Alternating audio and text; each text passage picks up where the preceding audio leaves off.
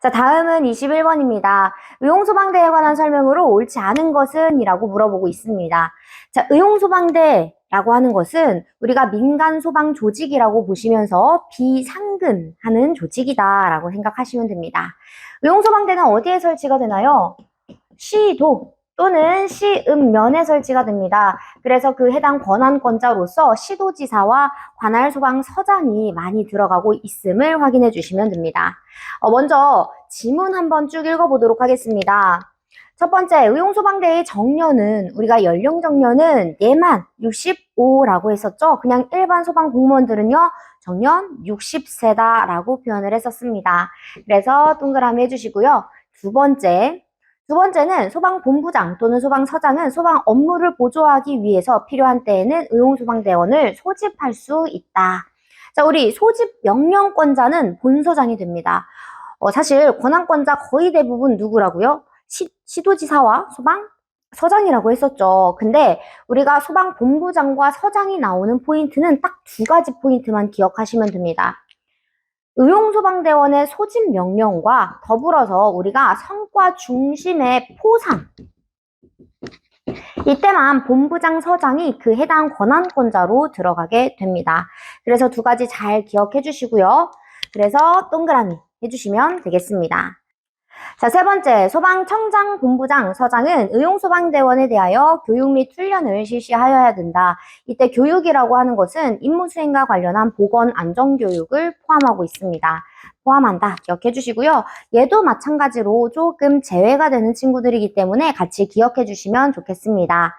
네 번째, 매년 3월 19일은 의용소방대의 날로 정하여 기념 행사를 해야 합니다. 이때 필요한 사항은 시도지사 또는 소방서장이 아니라 소방청장 또는 시도지사가 되는 거죠. 그래서 무슨 기념일에 관련된 사항들은 무조건 모두 다 청장과 시도지사라고 생각하시면 되겠습니다. 그래서 4번이 틀렸다고 체크하시면 되겠습니다. 자, 그러면 다시 한번 권한권자만 쭉 한번 정리해 보도록 하겠습니다. 우리가 의용소방대 대원의 임명 또는 해임은 누가예요? 임명이나 해임은 전부 다 시도지사 그리고 소방서장이 되는 겁니다. 근데 그 중에서도 대원들 중에서도 우리가 대장이라든지 부대장은요, 대장, 부대장 요 사람들에 대한 임명은 서장의 추천으로 누가 시도지사가 임명한다. 되셨죠? 그래서 두 가지 잘 비교해 보시고요. 그리고 나서 우리 아까 전에 2번 본부장과 서장의 권한권자로 가지고 있는 사항들 몇 가지 봤어요. 그렇다면 성과 포상, 성과 중심의 포상 활동 말고 그 외에 우리가 부담이라든지 지급하는 모든 예산과 관련된 사항들은 누가 다 준다고요? 시도지사다. 그래서 돈과 관련된 사항들은요, 무조건 시도지사라고 생각하시면 되겠습니다. 다만 얘만 조금 예외 조건이다라고 보시면 되겠습니다. 네, 그래서 여기까지만 확인을 해 보시고요. 우리 그 다음 22번 들어가 보도록 하겠습니다. 자, 다음은 22번입니다. 위험물 안전관리법령상 위험물의 제조소 게시판 주의사항으로 나열된 것이 옳지 않은 것은? 자, 우리 여기에서 주의하셔야 되는 키포인트는 제조소입니다. 여러분들은 이 주의사항이다 그러면 얘가 제조소냐 혹은 운반용기냐 다르기 때문에 무조건 이 두 가지를 따로 분류해가지고 기억해 주셔야 됩니다. 보통 제조소의 경우에는요, 굉장히 간단합니다. 우리가 한 장소에 저장하기 위함이기 때문에 이 제조소에서는 뭐 가연물 접촉주의라든지 충격주의라든지 공기 접촉 엄금이라든지 이런 것들이 들어가지 않습니다. 반면 운반용기는 조금 더 많이 주의를 요해야 되겠죠. 말 그대로 탱크로리로 운반하는 과정에서의 이 컨테이너 앞에다가 붙여놓는 개념이기 때문에 여기서는 뭔가의 주의사항이 굉장히 조금 많다라고 보시면 되겠습니다. 자, 그러면 조금 기니까요. 이 내용에 관련하여서는 제가 밑으로 자막으로 하나 추가해 놓도록 하겠습니다. 여러분들은 밑에 확인해 주시면서 천천히 비교해 주시면 되겠습니다. 먼저 1번부터 가보도록 하겠습니다. 1번은 제1류 알칼리 금속의 과산화물이라고 적혀 있죠. 자, 알칼리 금속의 과산화물은 과산화 금속류들 생각하시면 되겠습니다. 무기 과산화물이라고 생각하시면 되세요. 물기, 엄근, 맞죠? 물 닿으면 뭐 나오니까? 산소 나오니까. 금, 철, 마. 우리 철마금 이렇게 암기하셨을 거예요. 철마금. 전부 다 물기엄금 해줘야 됩니다. 물 닿으면 수소 나오니까. 근데 지금은 뭐라고요? 제조소죠. 운반 용기에서는요, 물기엄금이라고 주의사항을 적어 놓는 거 맞아요. 근데 제조소에서는 요 내용이 빠지기 때문에 여러분들은 2번이 정답이에요 라고 체크를 해주시면 되겠습니다.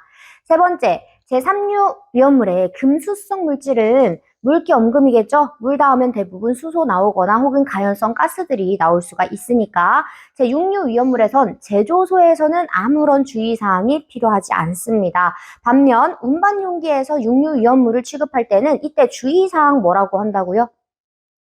그쵸? 그때에는 가연물 접촉 주의라고 하는 주의사항이 하나 더 들어갑니다.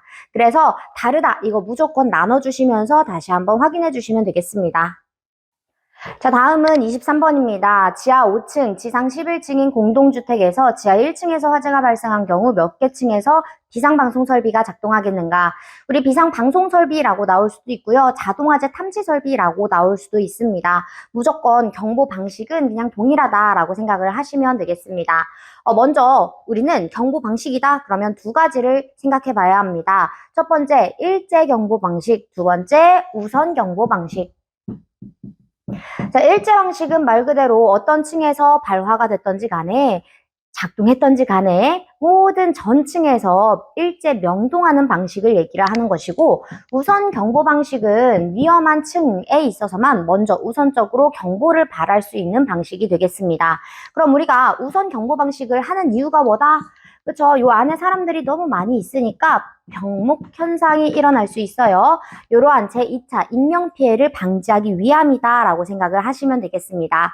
그래서 우선 경보 방식에 관련된 우리 내용만 쭉 한번 다시 작성해 보도록 하겠습니다. 우선 경보 방식은 어떤 층 이상일 때, 몇 층 이상일 때 우리가 우선 경보를 적용하게 되는 건가요? 11층 이상인 특정 소방 대상물일 때 우선 경보 방식을 적용해야 합니다. 근데 공동주택은요, 무조건 공동주택, 기숙사, 아파트 등 연립주택, 다세대주택 이렇게 네 가지를 얘기를 하는 것이죠. 이때는 16층 이상일 때만 우선 경보 방식을 적용해야 된다. 그래서 따로 암기해 주셔야 됩니다. 이때 층수 개념은요, 무조건 지하층을 포함하지 않고 위에 지상층만, 직상층만 쭉 한번 계산을 했을 때 이 지상층 개수가 각각 11층 이상일 때, 16층 이상일 때라고 생각하시면 되겠습니다. 자, 그러면 지상 2층 이상에서 발화했을 경우를 쭉 작성해 보도록 하겠습니다. 이때는 발화층 제일 위험하고요. 그리고 그 직상 4계층이 위험하겠습니다. 그래서 발화층과 직상 4계층 총 5개 층에서 우선 경보를 발해야 된다라고 보시면 되겠습니다. 그러면 1층에서 화재가 났을 때에는요. 발화층, 직상 4계층 그리고 이때 지하층이라고 적을 건데 지하층은 모든 지하 전층을 의미합니다. 그 다음 지하층에서 화재가 발생했다 그러면 발화층 그리고 직상 4계층이 아니라 그냥 직상층이고요. 그리고 나머지 기타의 지하층 그러니까 지하는 계속해서 같이 경보를 하겠구나 라고 보실 수가 있는 겁니다. 그 외에는 무조건 일제 경보다. 그리고 두 번째, 16층 이상의 공동주택에 있어서도 이렇게 세 가지 기준을 그대로 따라서 우선 경보를 적용해야 합니다. 지금 이 문제에서는요, 우리가 우선 경보 방식일까요? 일제 경보 방식일까요? 지상 11층. 그러면 공동주택은 16층 이상이어야 되니까 얘는 일제 경보가 되겠죠? 그래서 어떤 층에서 우리 몇 층에서 화재가 발생했던지 간에 무조건 전층 경보 그래서 16개 층 4번이 정답이 되겠습니다. 자, 다음은 24번입니다. 재난 및 안전관리기본법상 응급조치를 할 수 있는 권한권자가 아닌 것은 자, 우리 먼저 응급조치라고 했을 때에는 이 재난에 대한 단계 중에 어떤 단계에 관련된 활동인가요? 실질적으로 내가 구급, 응급을 할 때에 그 당시 상황에서 이루어져야 되는 각종 조치들이겠죠? 그러면 대응이다.